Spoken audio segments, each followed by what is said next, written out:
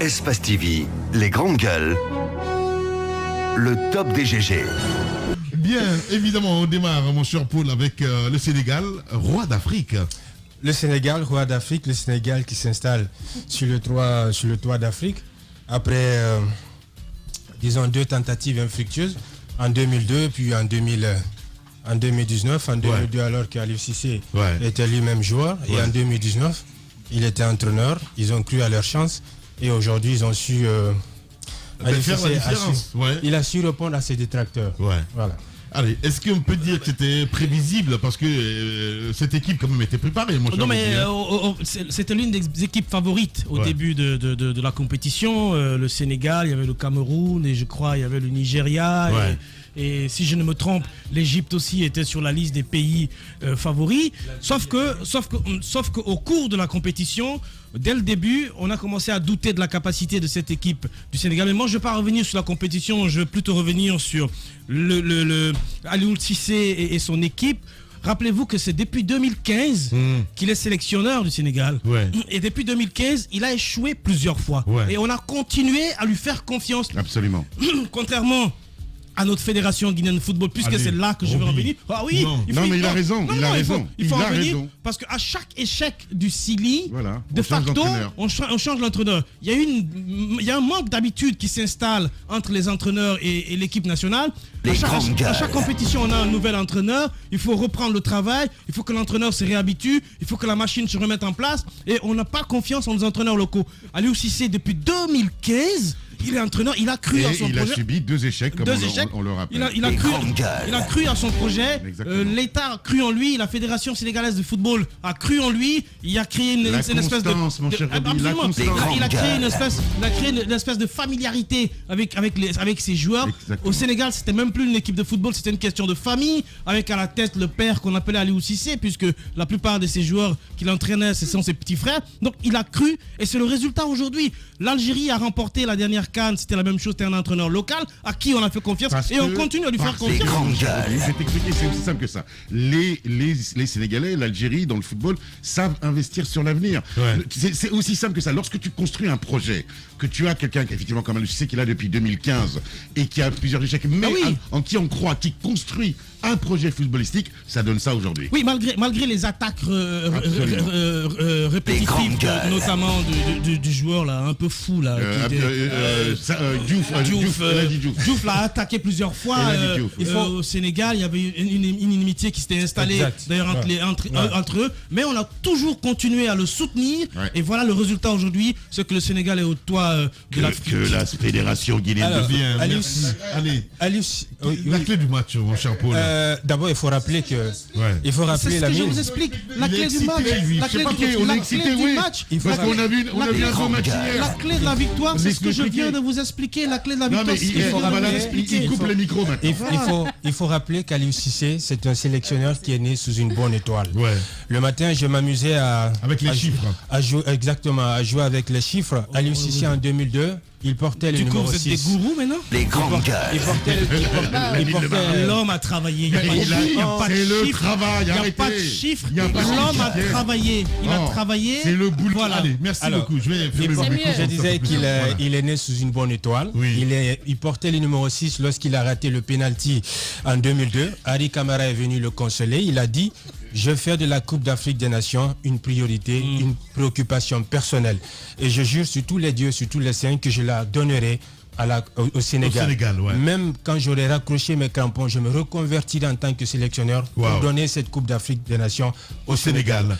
Et c'est le 6 février qu'Aliou Cissé s'est installé sur le toit de l'Afrique. Aliou Cissé, c'est aussi les chiffres. 4 contre 2 au tir au but, 4 plus 2 quand vous faites la sommation, ça vous donne 6. 33e édition, vous faites la sommation, 3 plus 3, ça vous donne 6. C'est un coach qui est né sous une bonne étoile, comme Zinedine Zidane est né sous une bonne étoile.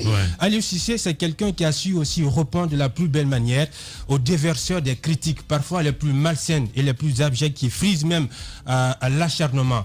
Parce qu'en conférence de presse, nous qui étions au Cameroun en conférence de presse, tu as l'impression même que les journalistes sénégalais veulent déchiqueter Aliou Cissé.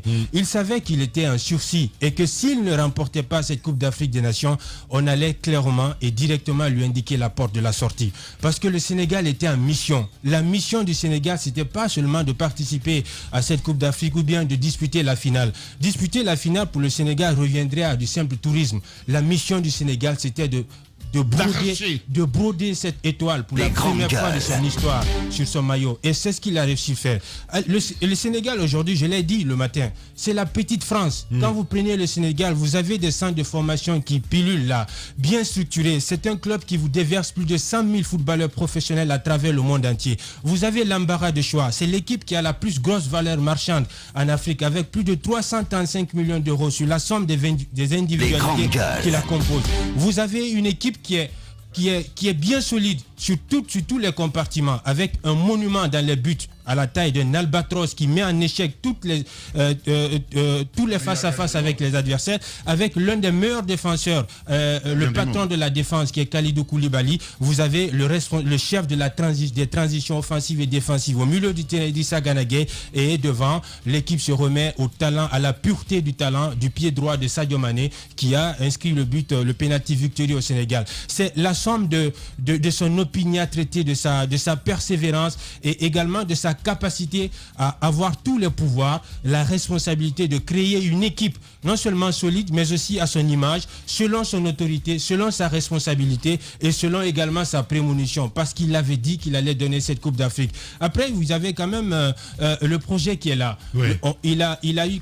C'est le centre de formation aussi. Exact, c'est ce que j'ai dit, les centres de formation, il y a l'accompagnement du gouvernement. 2 fois, on a reconduit le contrat, on a prolongé le contrat d'Aliou Cissé, mais son salaire est toujours resté intact. Aliou Cissé ne figure même pas dans le top 10 des sélectionneurs les mieux payés en Afrique, alors que le Sénégal occupe la première place en Afrique et la 20e place au classement FIFA. Mais il n'a jamais pensé argent, il a toujours cette folle envie de donner une Coupe d'Afrique des Nations au Sénégal. Et aujourd'hui, vous avez des joueurs, vous avez la vieille garde qui est là, Sadio Mané, Idrissa Gana Gueye, Kalidou Koulibaly. À ses côtés, vous avez des jeunes loups, des chiens de chasse, de casse qui viennent s'agglutiner autour de cette vieille garde-là. C'est pour ça que Bouna Sarr a bien compris, je le disais dans le morning. Il a compris que non seulement il avait plus de chances de remporter une Coupe d'Afrique avec le Sénégal, parce que tout simplement le Sénégal, pour répondre de façon imagée, c'est comme une moto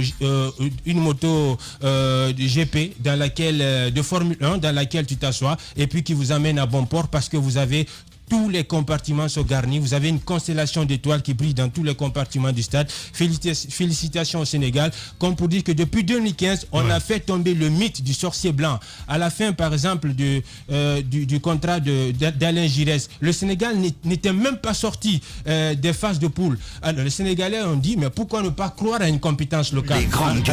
Aliou Cissé était à l'époque entraîneur adjoint de l'équipe olympique et il a été promu sélectionneur national. C'était le premier statut qu'il a changé. Et depuis qu'il est arrivé, ça fait 6 ans à la tête de la sélection nationale du Sénégal. Ça vous fait 65 matchs, 43 victoires, 13 matchs nuls et 5 défaites seulement.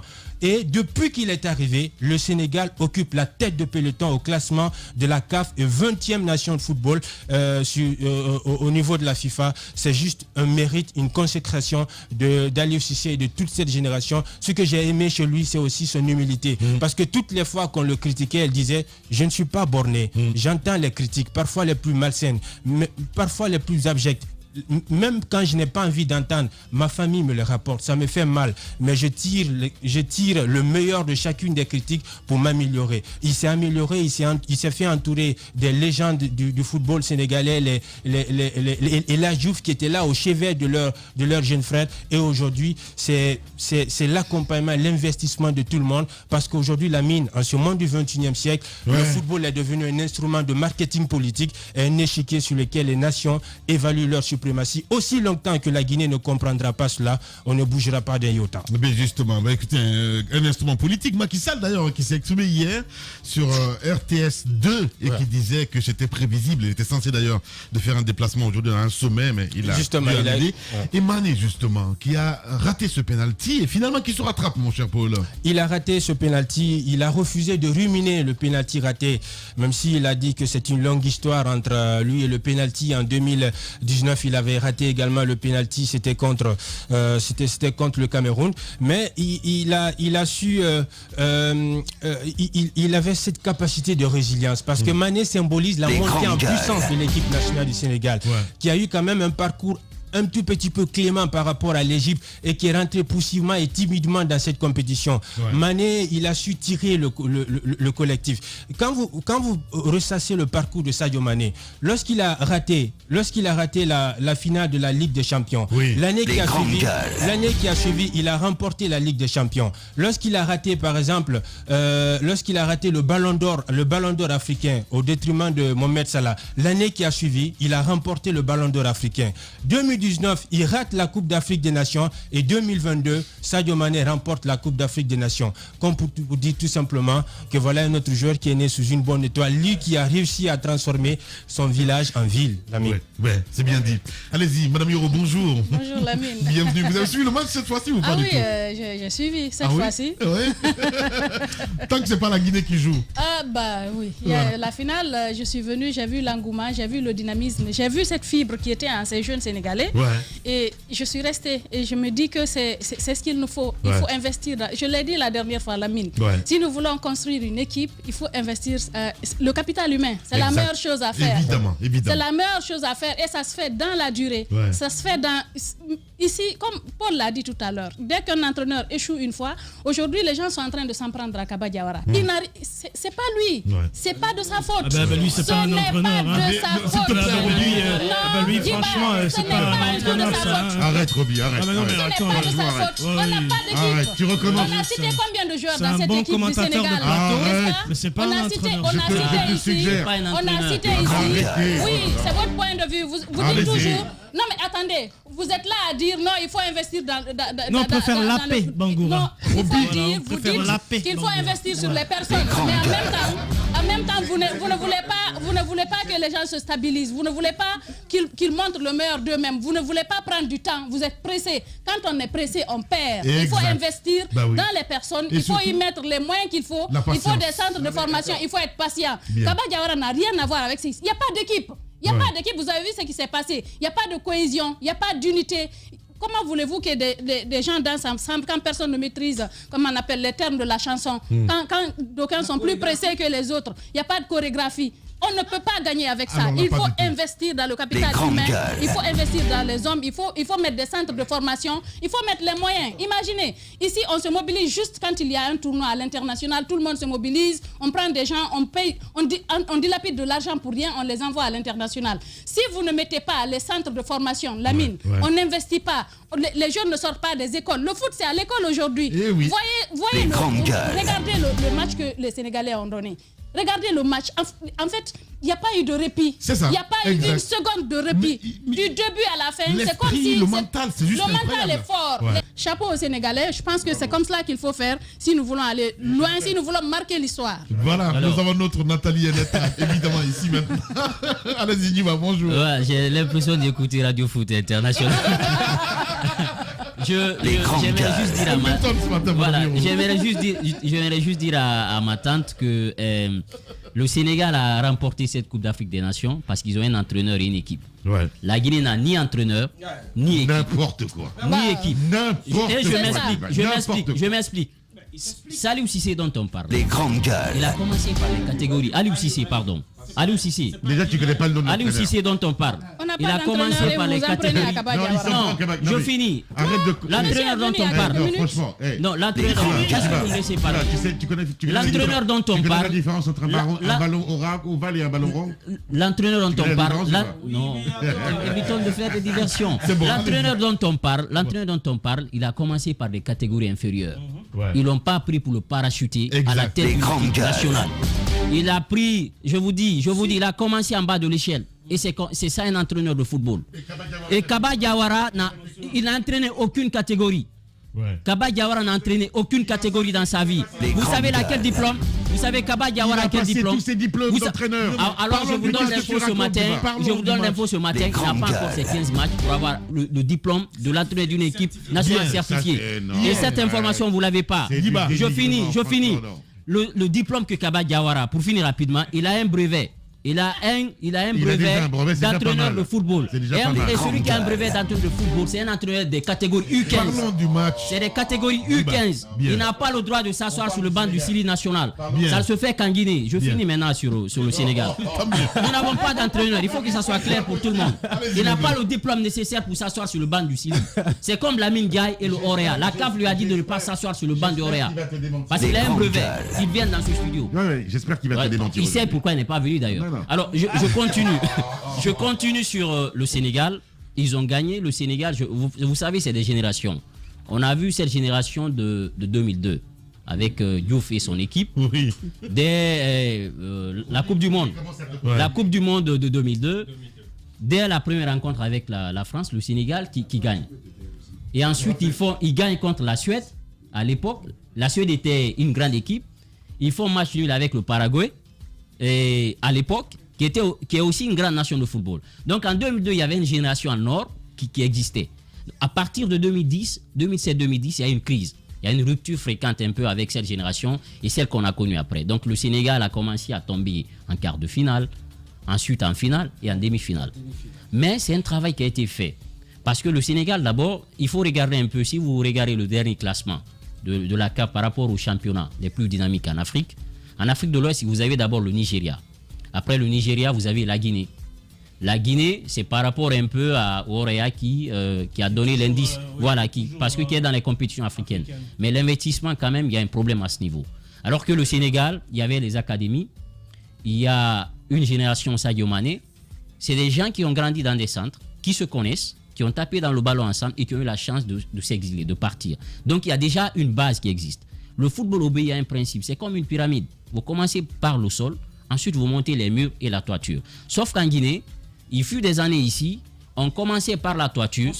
On suspend et justement, et on ne peut pas aller. On est sorciers, hein, justement, on ne peut pas aller loin. On ne peut pas aller loin si il n'y a pas un projet structurel. Le football, c'est une vision. Et on a une vision. Et je finis la mine. Il faut qu'il y ait la volonté politique. Parce que ce n'est pas une fédération de football de construire des stades. Ça, c'est à l'État. Si l'État même ne fait pas du football une priorité, je vous assure, on va continuer à tourner en rond. Aujourd'hui, on a quand même des académies. Aujourd'hui, on est en train de faire du travail. On a des académies qui sortent des terres. Vous avez KPC, vous avez Antonio, vous avez Titi Camara, vous avez même Maka Traoré, je pense, qui s'est lancé dans cette dynamique.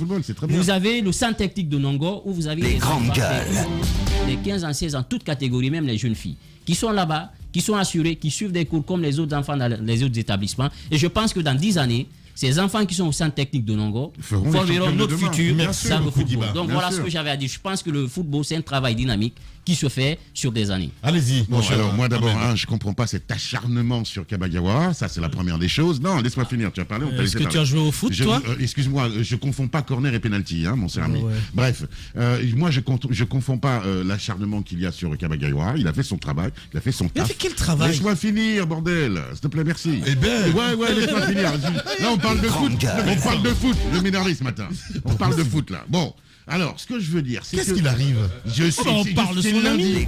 C'est lundi, je me réveille toujours de mauvaise humeur. On parle de son ami, si tout. Vas-y, tu vas m'énerver, Roby, sérieux. La valeur intrinsèque de Kaba Diawara, c'est pour Roby, tu peux la fermer 2 secondes. Mais l'enveilleuse, 2 secondes. Merci. Bon, alors, ce que je veux dire. Même un entraîneur d'origine. Même un entraîneur policier est venu en demi-finale, l'entraîneur burkinabé. D'accord, on a compris. Bon, maintenant, ce que je veux dire, moi d'abord, félicitations. Les grandes gueules. La première des choses que je retiens, c'est un projet qui s'est construit de longue haleine, sur une très longue durée. Je rappelle, pour les plus jeunes d'entre nous qui sont en face de moi, que le Sénégal avait battu la France en Coupe du Monde. La construction de l'équipe sénégalaise s'est faite là. Et On parle aujourd'hui de Sadio Mané. Il faut rappeler que le Sénégal a dans ses buts, dans ses cages, l'un des meilleurs gardiens au monde, si ce n'est le meilleur. Ouais. Sadio Mané fait partie des 3 grands joueurs de cette décennie, de ces dernières décennies.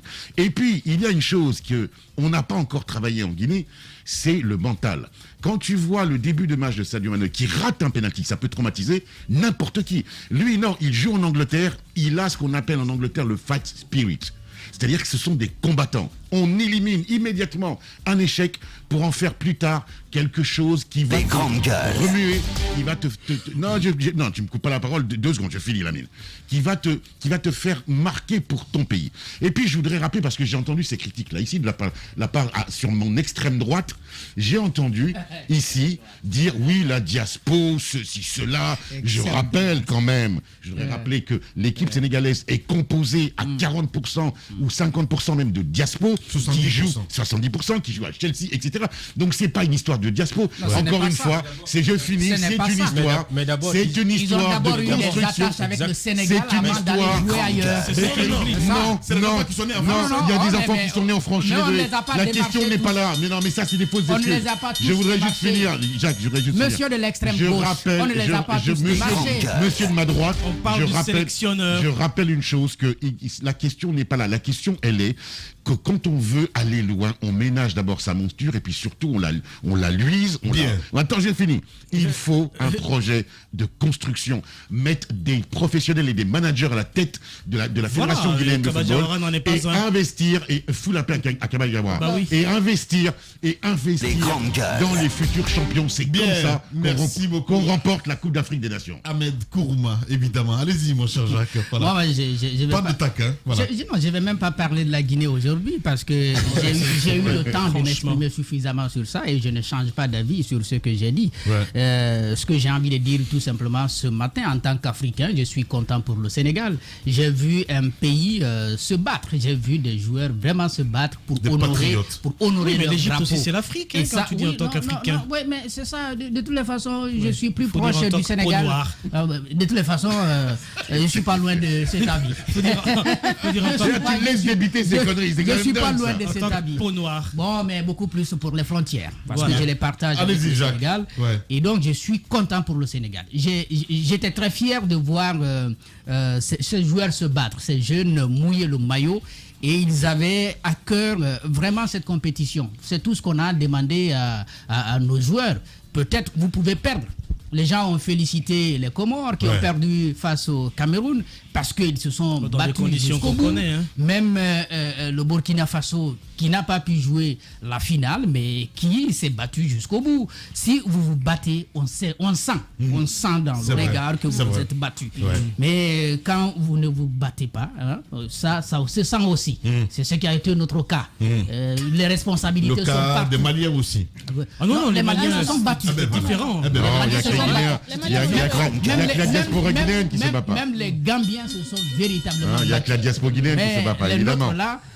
Ils sont dans un autre monde. Félicitations au Sénégal, félicitations à Sadio Mané. Je crois que c'est l'un des meilleurs joueurs de ce continent. Lorsqu'il a perdu, si vous voulez, ce classement-là pour le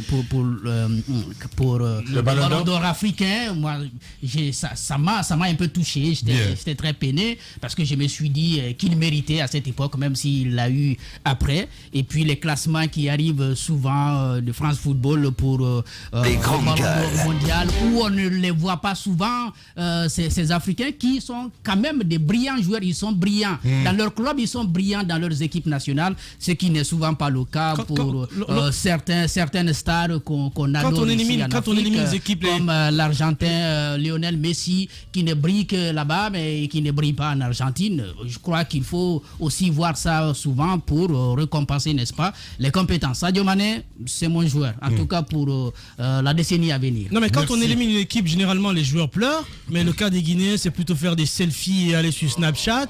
Ça dénote de leur manque de sérieux complètement. La plupart des équipes qui ont été éliminées sont tous rentrés chez eux. C'est pas possible. Un tel antipatriotisme. 90% de nos joueurs ont pris la poudre d'escampette. Un anti-guinéen. Voilà ce que tu es. Non mais c'est eux qui sont anti-guinéens. Moi je suis là, eux ils sont plutôt anti-guinéens. J'en ai marre des critiques. Trouvons des solutions. Il y en a marre des critiques. Les solutions, c'est de mettre des professionnels là où il faut. Mais c'est ce qu'on fait. Justement. Alors ceux qui investissent dans le football, on passe tout le temps à faire la chasse aux sorcières.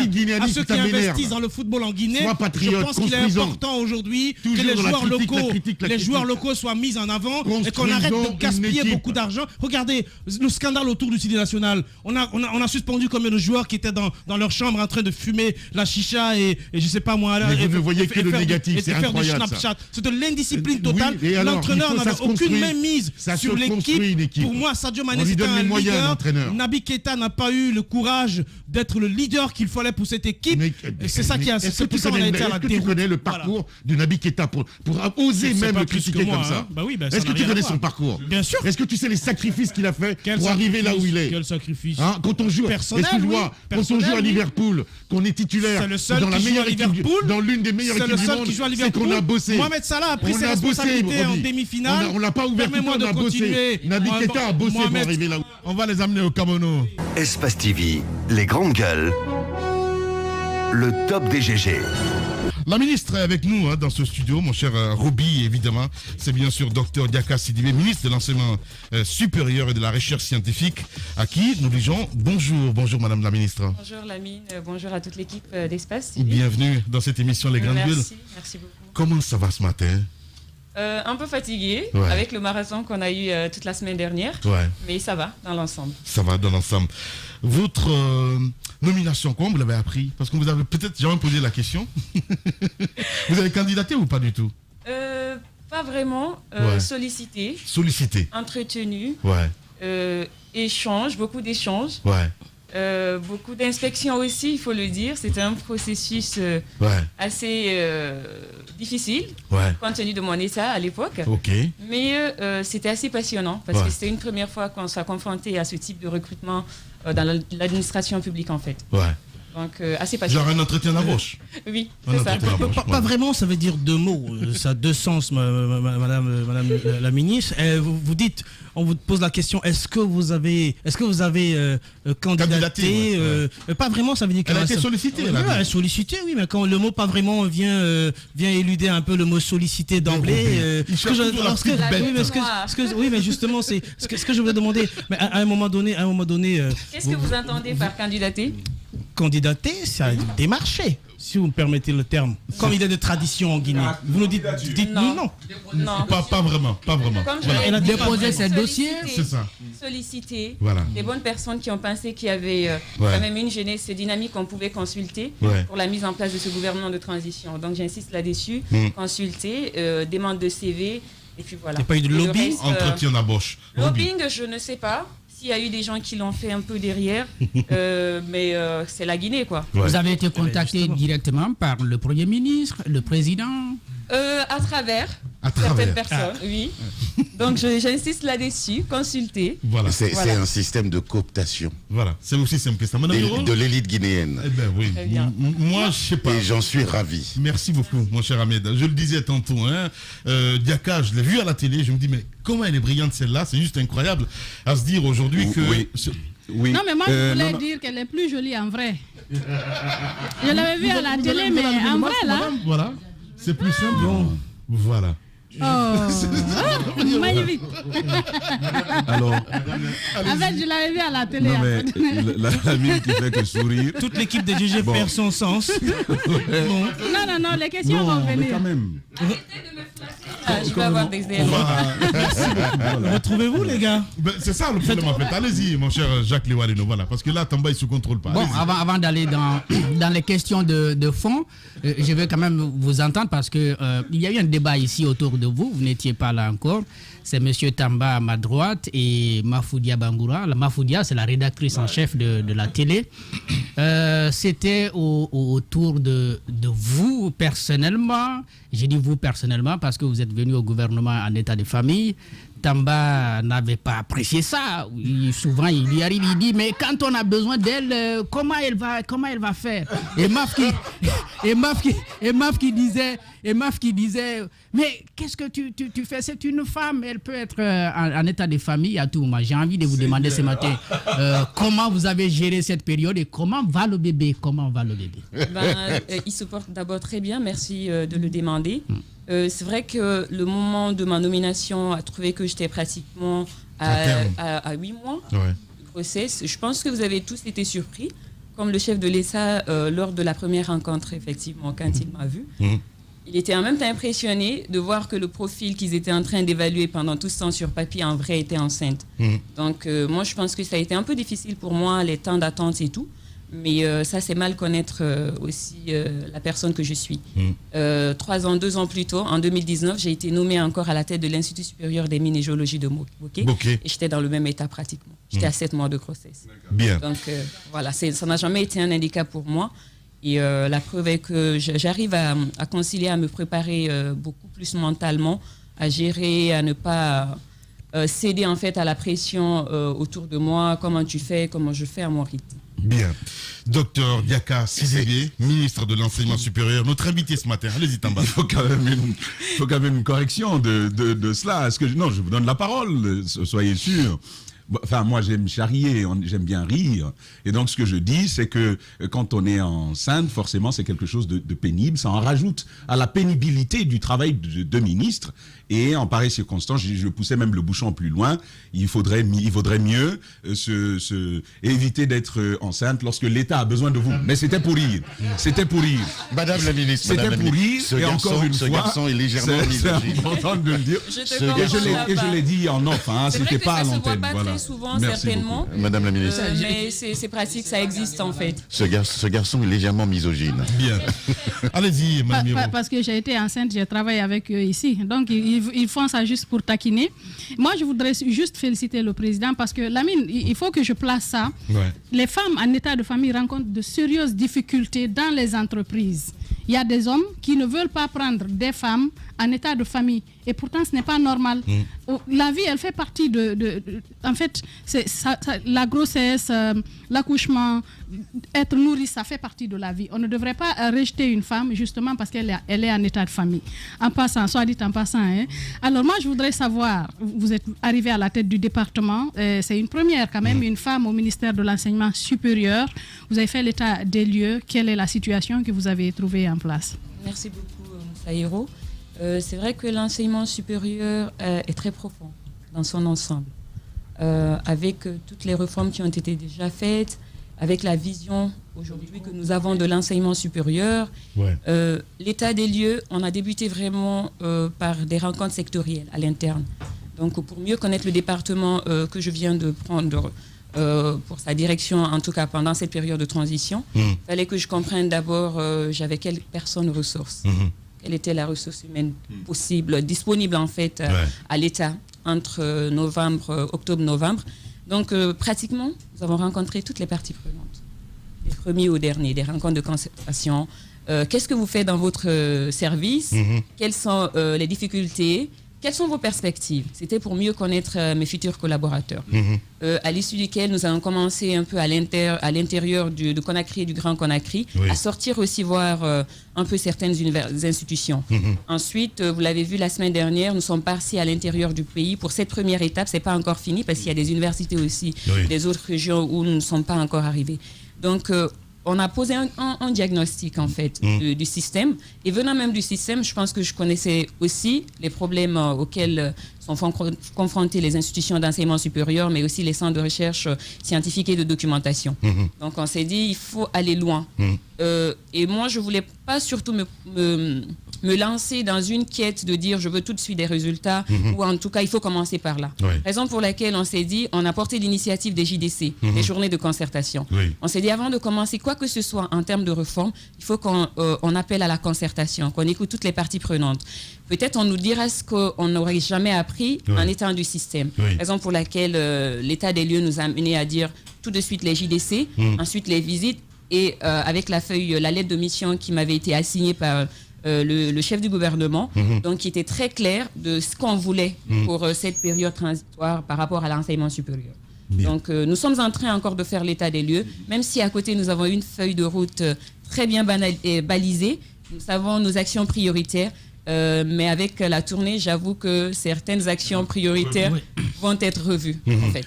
Justement, si tu permets, moi l'état des lieux, ça m'intéresse beaucoup.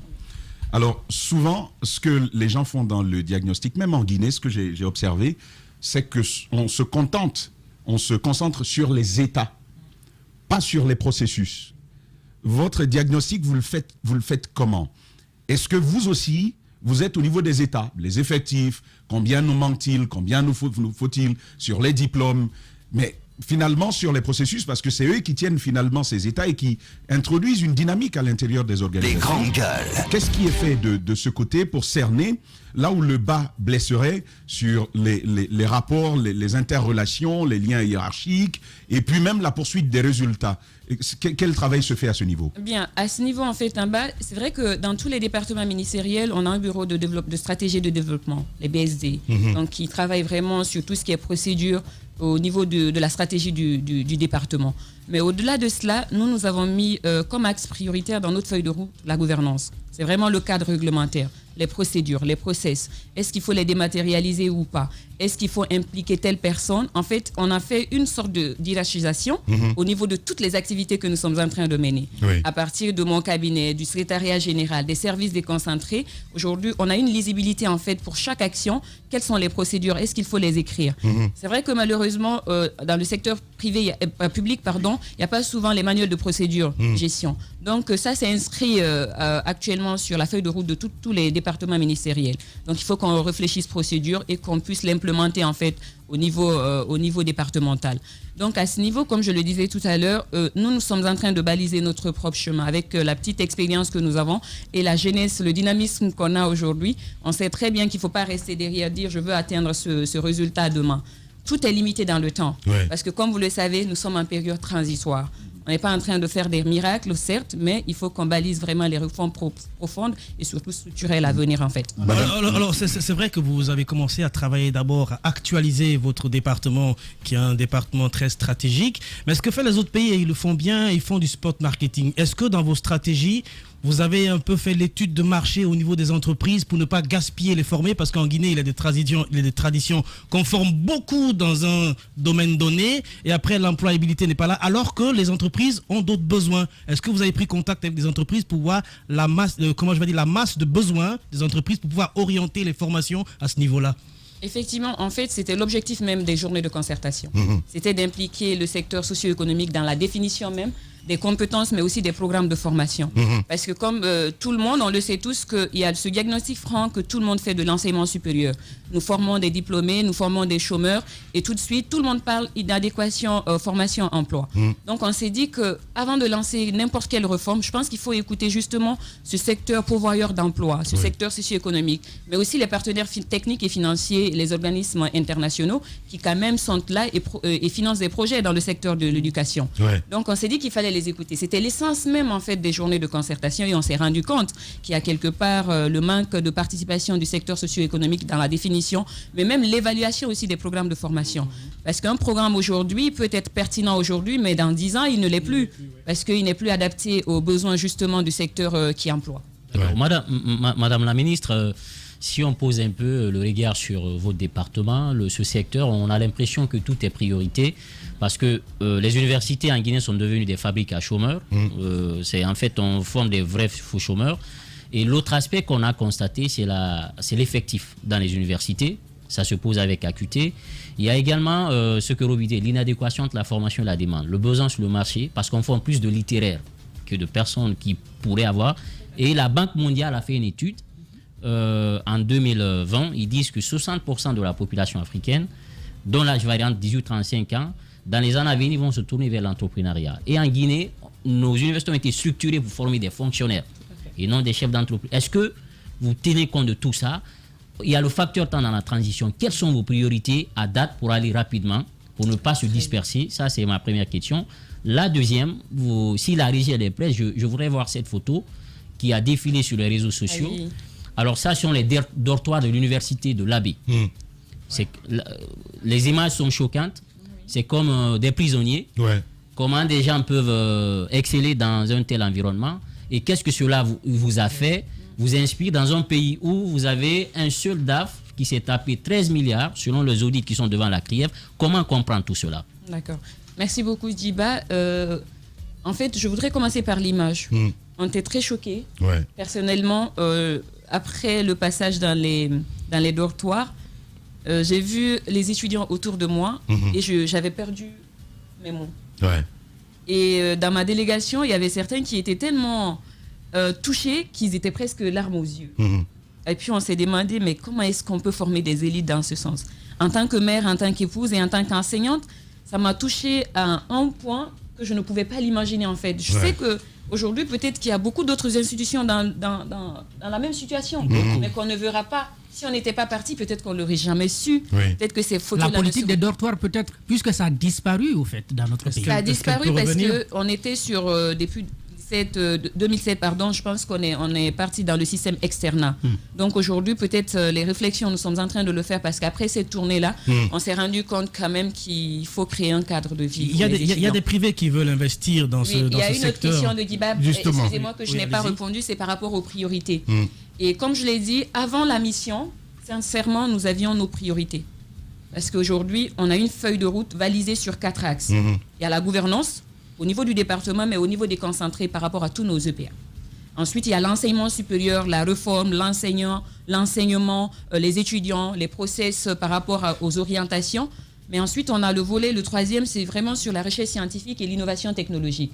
Le 4e volet non négligeable, souvent on passe à côté, c'est vraiment la coopération Afrique internationale, mais le partenariat public-privé. Donc, on avait vraiment ces chantiers-là balisés. Par exemple, on veut réhabiliter les institutions d'enseignement supérieur dans les 4 régions naturelles. On veut mettre en place les espaces numériques du travail. On veut créer un profil étudiant-entrepreneur. Donc, on avait ces idées-là. Mais lorsqu'on est parti aujourd'hui, on s'est rendu compte quand même que dans toutes les institutions, il y a des problèmes communs. Mais il y a aussi des disparités et il y a des institutions où on pensait que le besoin était plus infrastructurel, on s'est rendu compte que le besoin se situe ailleurs. D'autres où on pensait que le besoin c'est en termes de formation, on s'est rendu compte que le besoin est plus comment discipliner cet effectif pléthorique-là.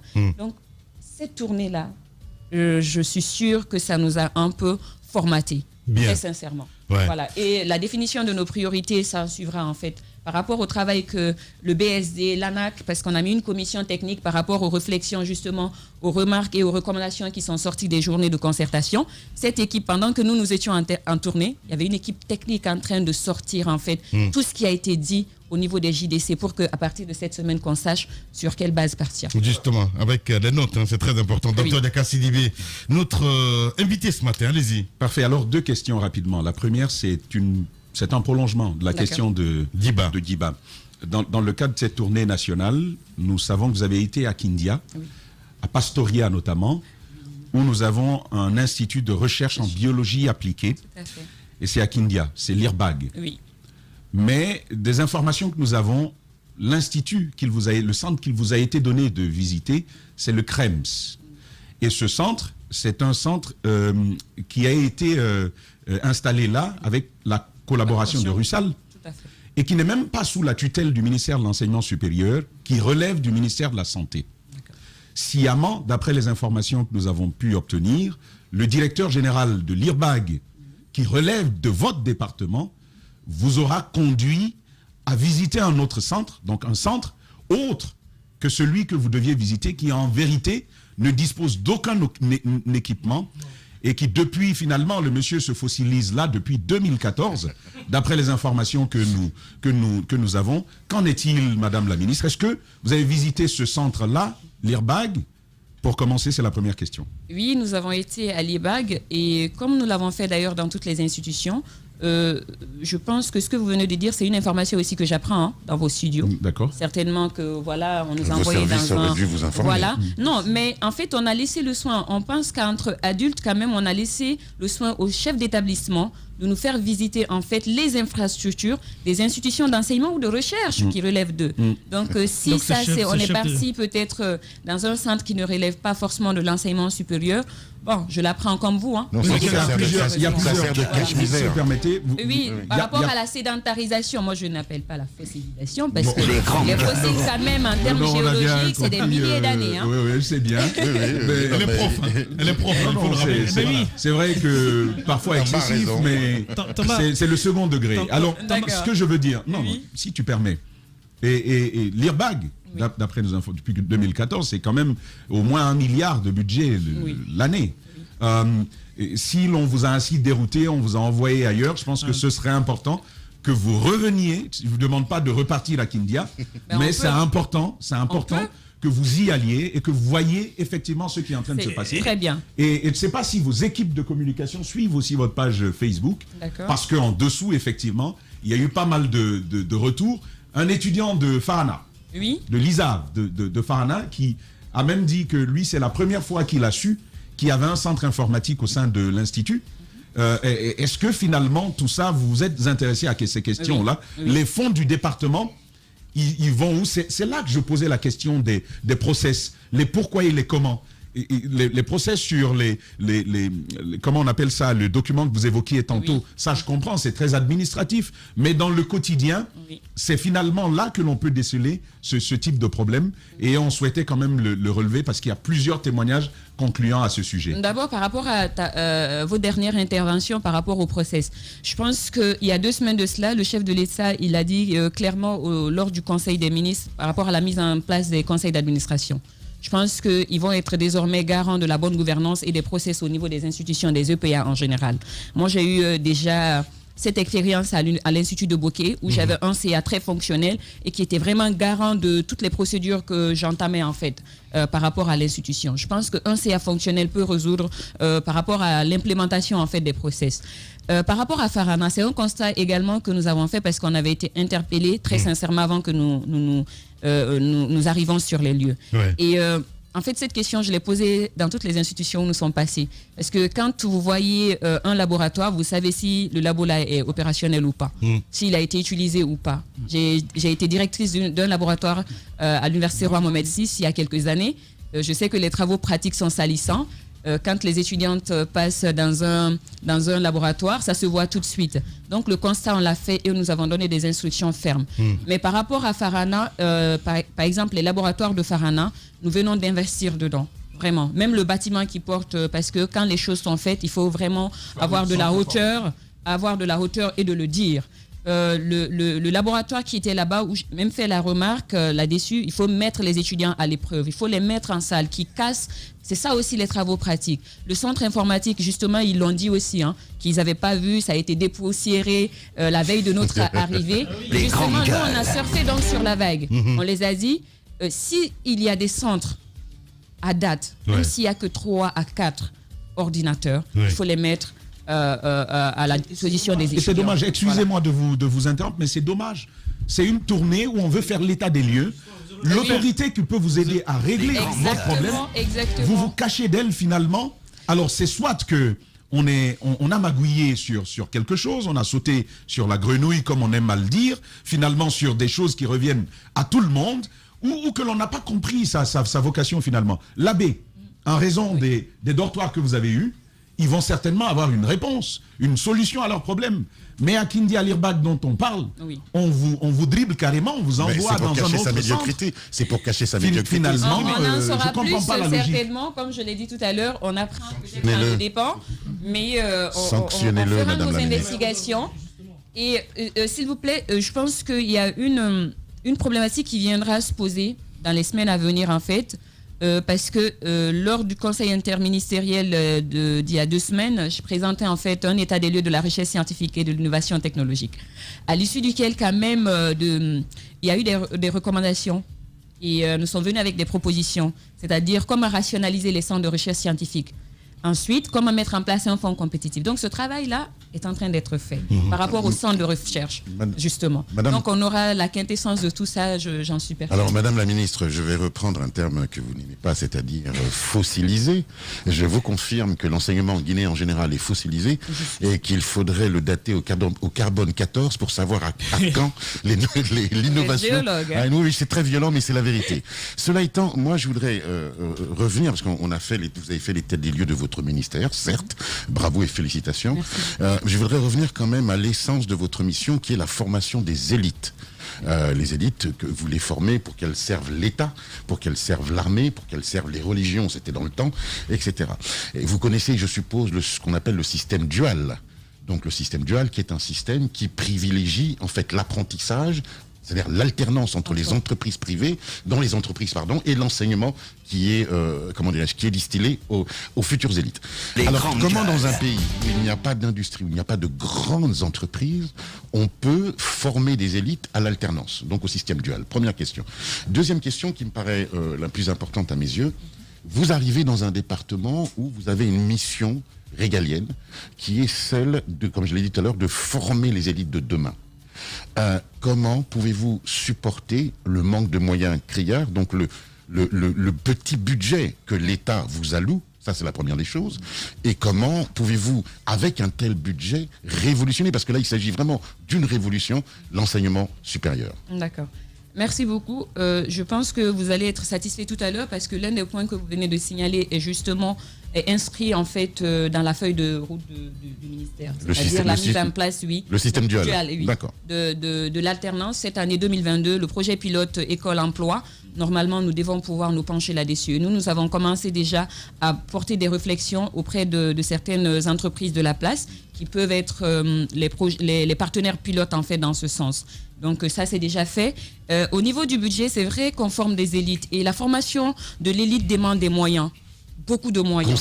Considérablement. C'est vrai qu'aujourd'hui, le budget par rapport à la LFI, aujourd'hui, on est à 12% du BND. Je pense que des efforts doivent être faits. Ça, c'est pour tout le système éducatif. Tout le système éducatif. Et l'enseignement supérieur, c'est 4% quand même. Voilà, donc, c'est vrai que c'est assez minime. Mais nous sommes en train de travailler là-dessus. Ce qui est important, c'est que le système éducatif aussi est accompagné par certains projets, comme le PRODEG et autres projets avec les partenaires techniques et financiers, qui accompagnent sur certains volets en fait de l'enseignement, soit au niveau des financements des projets ou encore au niveau des financements de la recherche, de la mobilité. Donc moi, je pense que quel que soit le budget qu'on a, la manière de prioriser, de catégoriser et de rationaliser, peut nous permettre d'atteindre n'importe quel résultat. Okay. Une dernière question, Madame la ministre. La femme à poigne que vous êtes, va-t-elle faire avec ce budget ou exiger une augmentation de budget? Je pense qu'on aura l'occasion à la prochaine rencontre, peut-être avec la loi de finances rectificative. On a déjà commencé à travailler là-dessus. Qu'est-ce que nous voulons changer?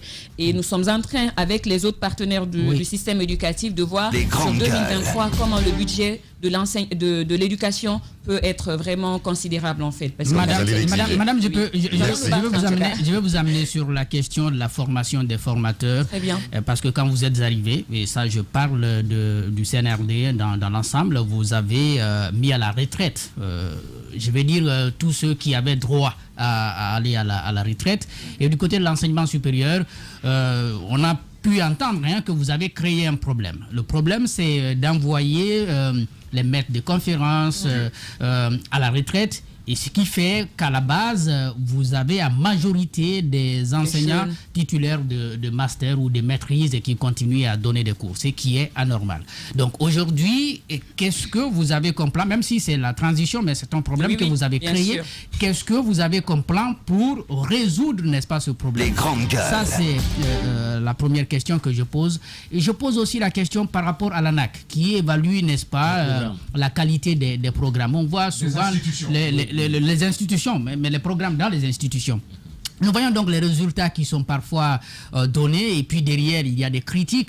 Les critiques que je trouve parfois légitimes, on se demande, est-ce que vous avez une observation objective sur le processus d'évaluation, n'est-ce pas, de l'ensemble de ces programmes pour juger, par exemple, la qualité des enseignements qui sont donnés dans nos universités publiques, mais aussi privées. Il y a beaucoup de programmes privés qui sont validés, accrédités par ailleurs. D'accord. Très bien. Par rapport à l'ANAQ, je commence par ces dernières questions. Savez-vous que je suis une ancienne de l'ANAQ?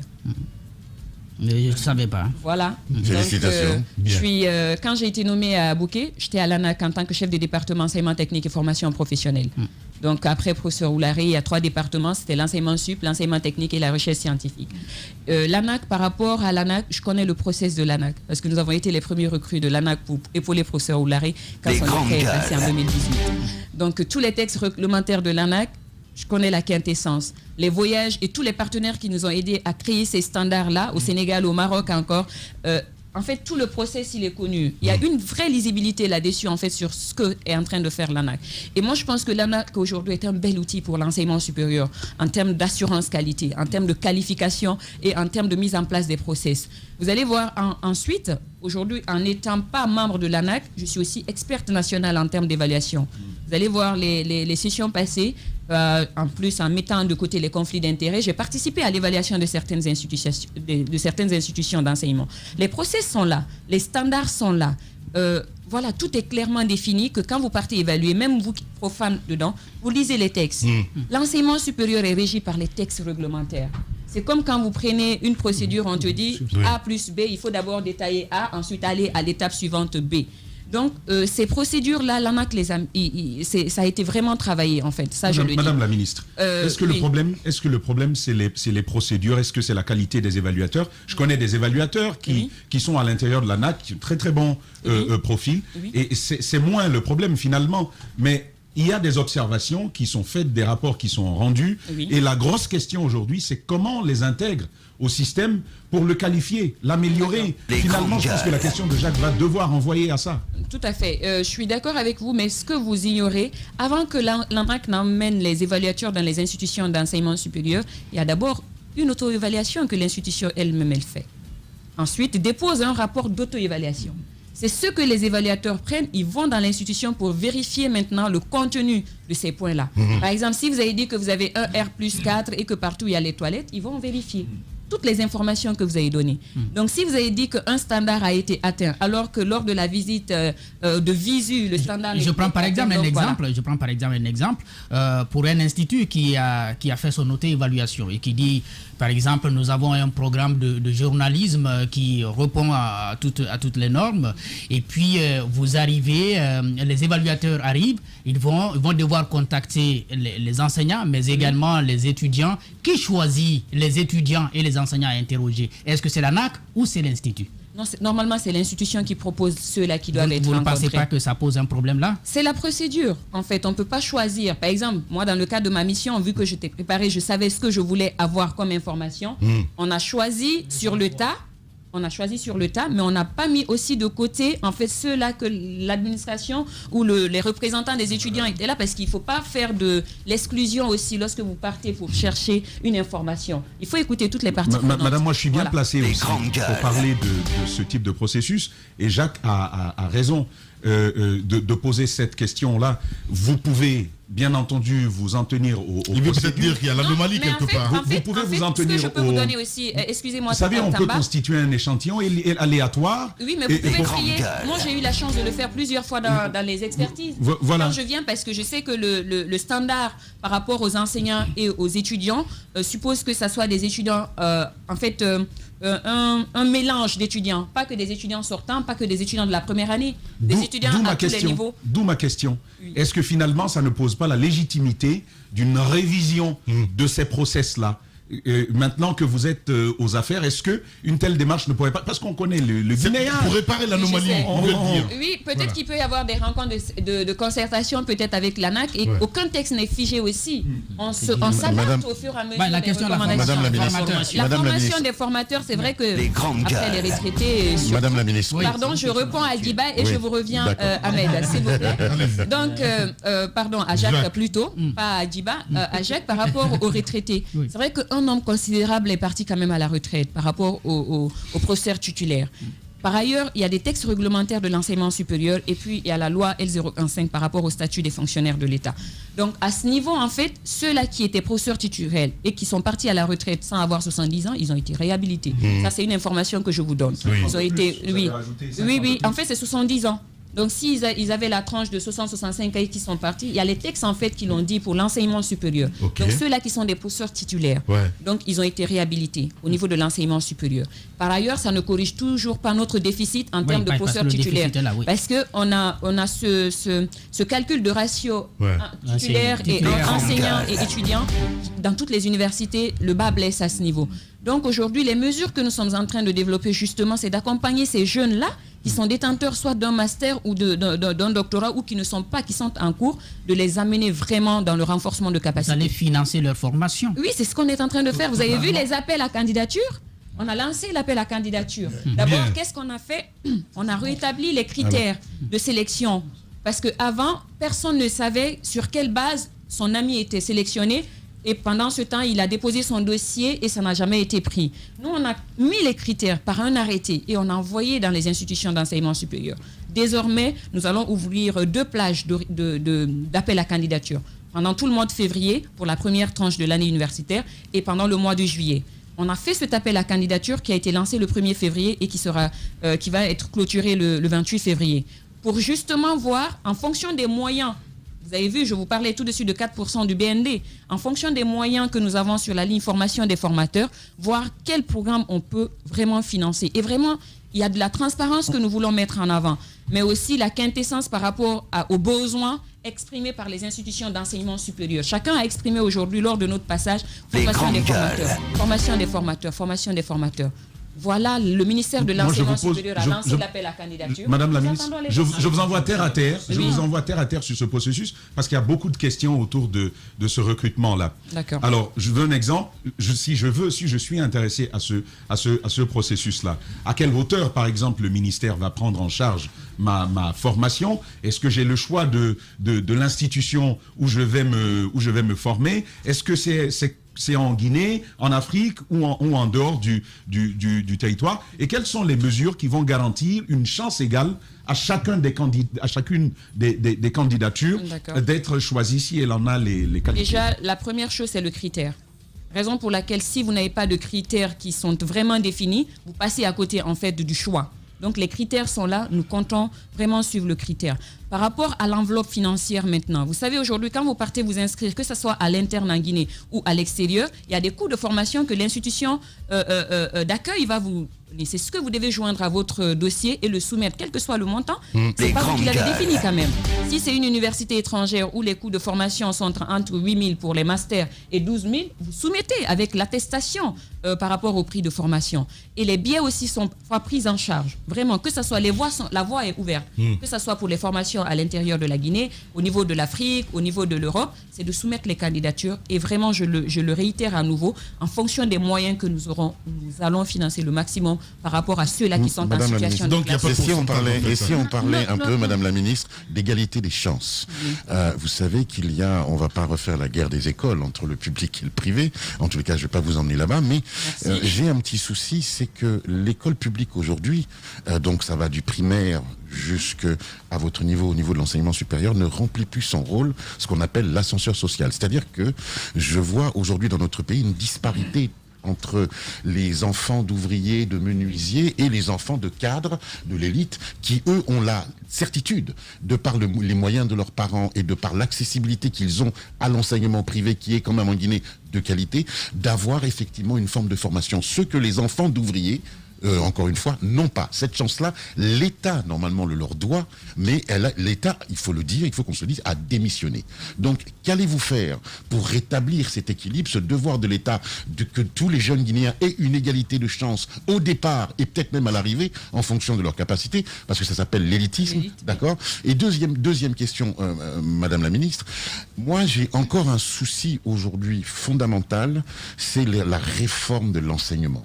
Il y a des décennies et des décennies qu'on n'a pas fait de réformes structurelles, de grandes réformes, de grandes réflexions sur l'enseignement, sur la qualité des enseignants, sur la qualité des cours donnés, sur la qualité même de l'environnement de nos élèves. Quand on voit les images qu'on a vues, une nation devrait avoir honte de cela. Donc qu'allez-vous faire concrètement pour qu'on en finisse avec cette médiocrité? D'accord. Très bien. Ce que vous devez savoir, l'une des recommandations d'ailleurs au sortir de ces JDC, c'est vraiment de pouvoir échanger avec les autres acteurs du système éducatif par rapport justement à qu'est-ce qu'il faut concrètement.